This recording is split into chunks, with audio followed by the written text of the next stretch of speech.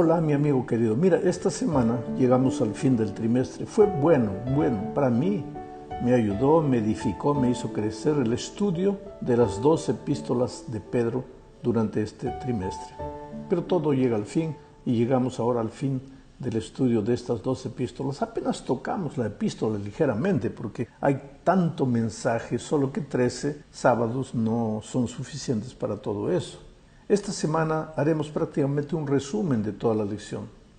Veremos 5 temas que destacan con nitidez en las 2 epístolas de Pedro. Son temas vitales de la experiencia cristiana, temas que ayudan al cristiano a caminar, a transitar en este desierto en que vivimos cuando caminamos hacia Canaán celestial. Recordemos que Pedro, las 2 epístolas de él fueron escritas en tiempos de persecución. La iglesia estaba sufriendo, perseguida, escondida, yendo de un lado para otro para no ser presa. Por otro lado, la iglesia joven estaba siendo acechada por falsas enseñanzas, falsos maestros que se levantaban y traían enseñanzas falsas a la iglesia cristiana.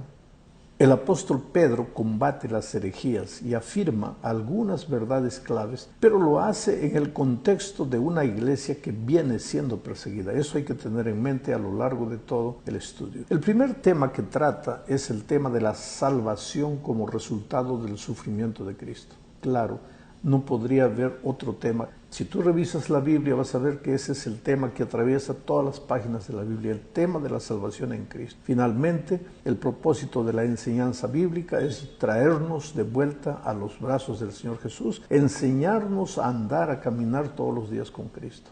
Pedro habla de la salvación en Cristo. Lo hace en varios textos, pero yo voy a leer solo algunos de ellos. Voy a empezar leyendo primera de Pedro capítulo 2, versículo 24, que dice, Él mismo, refiriéndose a Jesús. Vamos a tener el texto en la pantalla para ir analizando el texto. Él mismo, Cristo, llevó nuestros pecados. ¿De quién eran los pecados? De nuestros, de los hombres, de los seres humanos. Pero Él mismo, Cristo, llevó nuestros pecados en su cuerpo, sobre el madero, a fin de que nosotros, habiendo muerto a los pecados, vivamos para la justicia. Por sus heridas, ustedes han sido sanados. Ahora, este pensamiento expresado en este texto, y voy a dejar el texto en la tela, este pensamiento viene de Isaías. Es Isaías el que dice que el Señor Jesús fue sacrificado por nuestros pecados, cargó nuestras enfermedades, sufrió nuestro dolor. Pero Pedro toma las palabras de Isaías para hacerlas suyas. Claro, es el mismo espíritu que inspiró a Isaías, es el mismo espíritu que está inspirando a Pedro. Y Pedro destaca el hecho de Cristo como sustitución por el pecado del hombre. Cristo, el sacrificio por el pecado del hombre.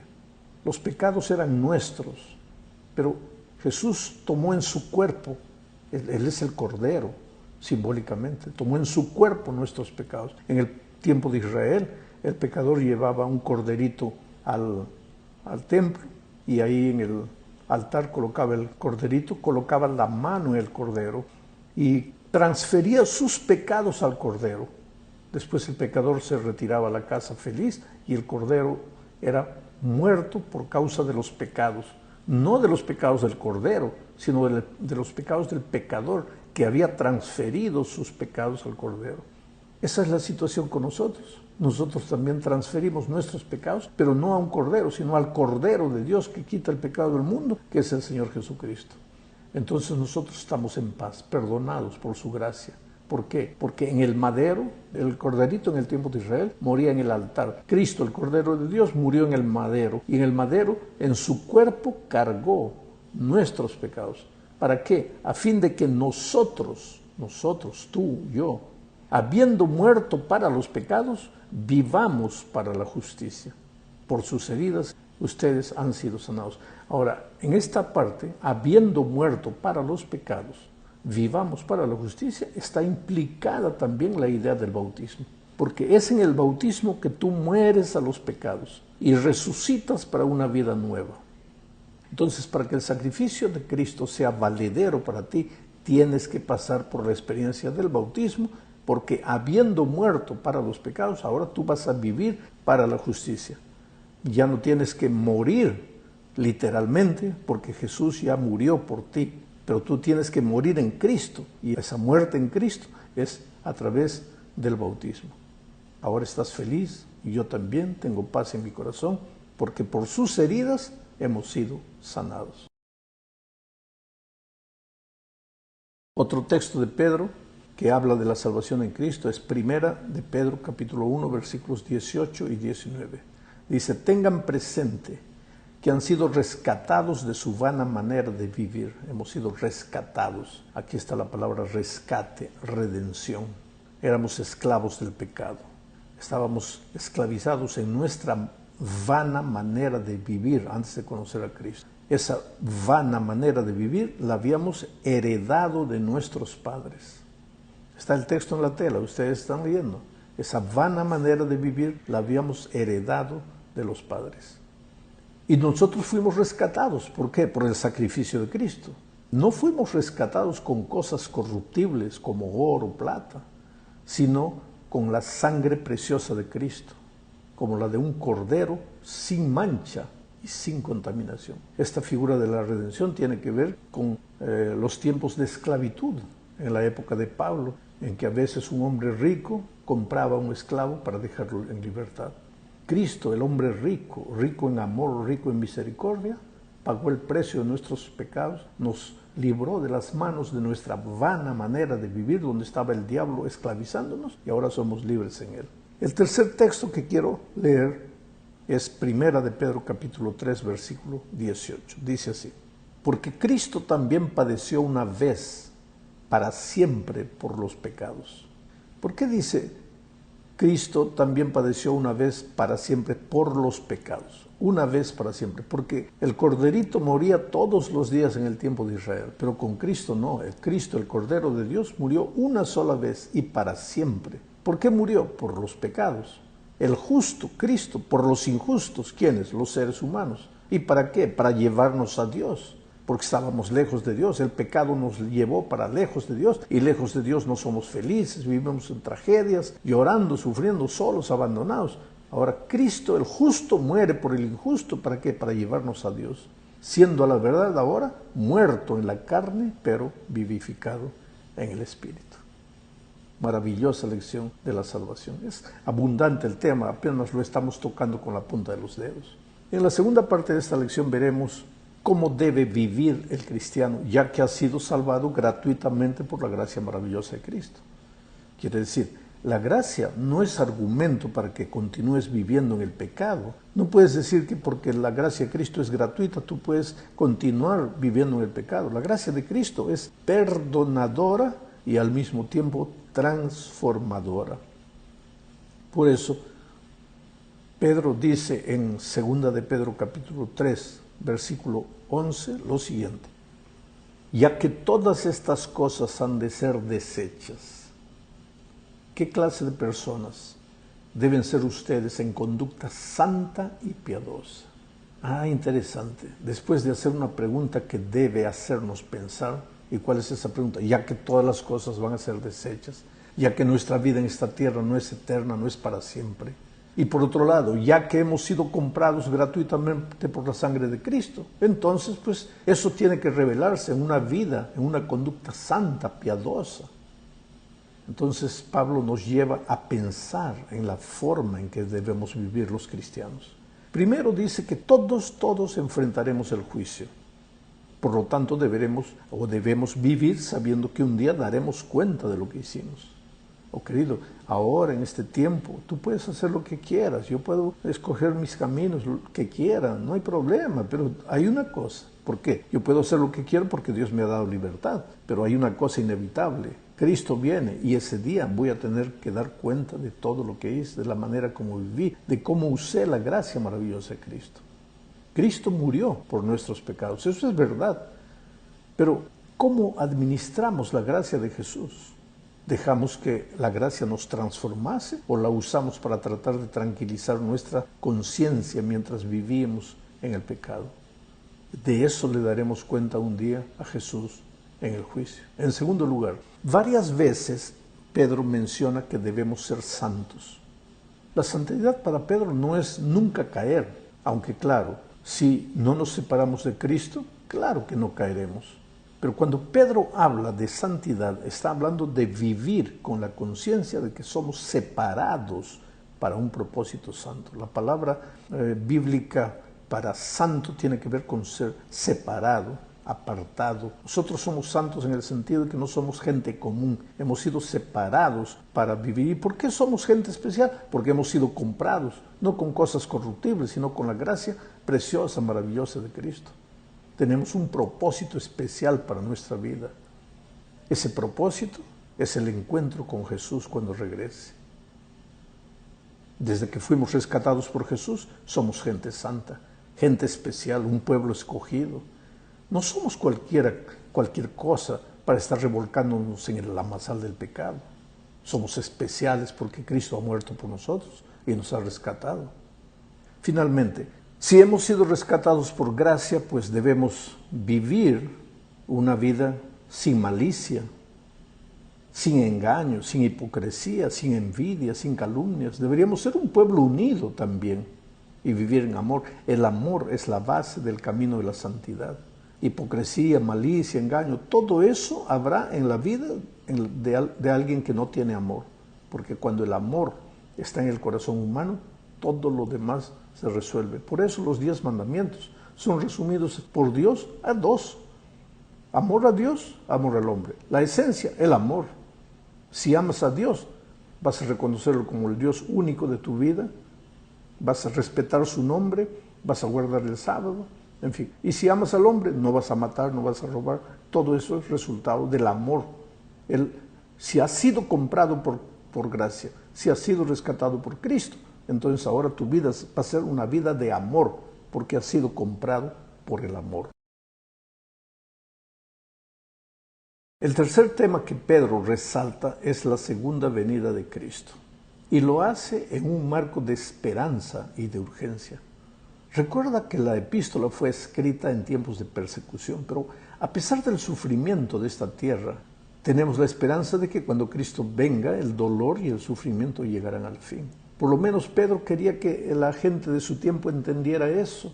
Era verdad que ellos estaban perseguidos, no podían comprar una casa, no podían establecerse en un lugar, que la persecución ya venía. Y Pedro les dice, pero no se preocupe, ya Cristo viene. ¿Y para qué Cristo viene? Cuando Cristo venga habrá 2 cosas. Primero, el mal será destruido. Del mal no va a quedar ni raíz ni rama. El fuego va a consumir la tierra y todo el pecado. Solo que antes de que el mal sea destruido, consumido, acabado, viene la hora del juicio. Y el juicio, querido, no tiene que asustarnos. En este momento estamos viviendo el tiempo del juicio de investigación. No tenemos que asustarnos porque nuestra vida está escondida en Cristo. Después vendrá el juicio ejecutivo cuando venga Jesucristo a esta tierra. Tampoco tenemos que tener miedo porque nuestra vida está escondida en Cristo. Lo único que tienes que tener seguridad es de, ¿está tu vida escondida en Cristo? Entonces nada te va a asustar. Ni la persecución, ni el juicio, ni la segunda venida de Cristo. Hay muchos cristianos que no han entendido esto. Viven desesperados. Oh, la persecución, ¿cuándo viene? El decreto dominical, ¿cuándo sale? Y esto y aquello. ¿Tú por qué te desesperas? Tú escóndete en Cristo. Escóndete en la roca más alta que tú. Vive con Jesucristo. Y después que venga lo que venga la muerte, que venga la persecución, que venga el decreto dominical. Y ora para que Cristo venga. ¿Por qué? Porque cuando Cristo venga, pues viene a ponerle un punto final a la historia del pecado. Ya nadie te va a hacer sufrir, nadie te va a hacer llorar. El momento difícil que estás viviendo ahora, en este momento, a veces con el corazón partido. Acabo de hablar en este momento con un padre que me dice, pastor, no sé qué hacer con mi hijo. Lo he educado en la iglesia, le he enseñado los principios, ahora llegó a ser joven, no quiere saber nada con Dios, ¿qué hago? Pues todo eso va a llegar al final. Tal vez mientras estoy hablando ahorita, estás triste porque tu hogar está deshecho, ya no sabes qué hacer, parece que ha llegado al punto final. O estás pasando por problemas profesionales, Mientras vivamos en este mundo, pues claro que nuestros pies caminan en la arena caliente del desierto de esta vida. Nuestras sandalias ya están gastadas. ¿Cuánto dista para Canaán? ¿Cuánto falta? Cristo ya viene. No te desesperes. Y Cristo viene para ponerle un punto final a la historia del pecado. Ese es el tema, uno de los temas que Pedro destaca en sus epístolas. El cuarto tema que se destaca en las epístolas de Pedro es la relación de los hijos de Dios con el mundo en que vive. Primera de Pedro capítulo 2, versículos 11 y 12 dice: Amados, yo los exhorto como a peregrinos, como a expatriados, que se abstengan de las pasiones carnales que combaten contra la vida. Tengan una conducta ejemplar entre los gentiles, para que en lo que ellos los calumnian como a malhechores, al ver las buenas obras de ustedes, glorifican a Dios en el día de la visitación. Pedro no está hablando aquí de que la vida del cristiano en esta tierra va a ser un mar de rosas. Lo que él está diciendo es que en este mundo donde el pecado reina, nosotros somos peregrinos, somos expatriados. ¿Expatriados de dónde? Hemos salido de nuestro hogar. Nunca deberíamos haber salido del Edén, pero salimos. Estamos peregrinando en esta tierra rumbo a nuestro verdadero destino, a nuestra casa, a nuestro hogar celestial. Pero mientras eso, pues tenemos que vivir, a veces acosados y acusados, a veces calumniados por causa de la fe. Pero él dice, asimismo, delante de las persecuciones, delante del sufrimiento, debemos vivir como cristianos, reaccionar como cristianos. Y entonces los malhechores que te calumnian, ¿qué va a hacer? Van a ver cómo reaccionas, cómo Cristo transformó tu vida, y ellos van a glorificar a Dios. Y en el día de la visitación, que cuando Cristo volverá, pues tú tendrás la gran recompensa de la vida. Ahora, mientras vivas en esta tierra, también tienes que saber relacionarte con las autoridades, respetarlas. No siempre las autoridades son el ideal de autoridades, son seres humanos. Nuestra misión en esta tierra como cristianos no es criticarlas, condenarlas, juzgarlas, sino confiar, respetarlas. Solo vamos a resistirnos a obedecerlas cuando una orden de ellos viene contra los principios de Dios. Y ese momento va a llegar antes de la venida de Cristo. Tendremos que escoger a quién servir, si a Dios o a los hombres. Y naturalmente escogeremos servir a Dios, y eso nos traerá dolor y persecución. Llegamos al fin del estudio de esta semana y también del trimestre. El quinto tema es la primacía de las Escrituras. Primera de Pedro 1, 10 al 12 dice: acerca de esta salvación han inquirido e investigado diligentemente los profetas que profetizaron de la gracia que fue destinada para ustedes. Mira, está hablando del Antiguo Testamento. ¿Y cuál era el tema central del Antiguo Testamento? La salvación. Dice, acerca de esta salvación han inquirido, dejemos el texto en la tela, en la pantalla. Acerca de esta salvación han inquirido e investigado diligentemente los profetas. Los profetas investigaban, inquirían acerca del tema de la salvación. El tema central del Antiguo Testamento es la salvación, y la salvación por gracia. Y ese tema continúa siendo el tema central del Nuevo Testamento. Dice, acerca de esta salvación han inquirido e investigado diligentemente los profetas que profetizaron de la gracia que fue destinada para ustedes. Ellos escudriñaban para ver qué persona y qué tiempo indicaba el Espíritu de Cristo que estaba en ellos, quien predijo las aflicciones que habían de venir a Cristo y las glorias después de ellas. A ellos, a los profetas, les fue revelado que, no para sí mismos, sino para ustedes, o sea, para la gente del tiempo de Pedro, administraban las cosas que ahora les han sido anunciadas por los que les han predicado el Evangelio por el Espíritu Santo enviado del cielo, cosas que hasta los ángeles anhelan contemplar. El tema central de todo el texto es la palabra de Dios, que es el Evangelio. La palabra de Dios es el Evangelio. Es por eso que el mensaje que la iglesia anuncia es el Evangelio. Es por eso que en Apocalipsis 14 aparece el ángel teniendo el Evangelio eterno para predicarlo. Evangelio es esperanza, no es condenación, no es anuncio de tragedias. Eso tú puedes hacerlo porque los profetas también lo hicieron. Advertir que si el pecador no se arrepiente, va a enfrentar la condenación, la muerte eterna finalmente. Pero a partir de ese momento, anunciar la esperanza. Hay esperanza para ti. No tienes que caminar en dirección de la muerte. Vuelve al Señor Jesucristo. Entrégate al Señor Jesucristo. Tu vida no te pertenece. Tu vida le pertenece a Jesús. Hoy es el día de buena nueva. Hoy es el día de salvación. Eso es evangelio eterno. No tienes por qué vivir sufriendo. Cristo ya sufrió por ti. No tienes que vivir muriendo. Cristo ya murió por ti. Cristo nació para morir en la cruz. ¿Para qué? Para que tú, que habías nacido condenado a morir, vivas la vida eterna cuando Cristo vuelva. Que Dios te bendiga.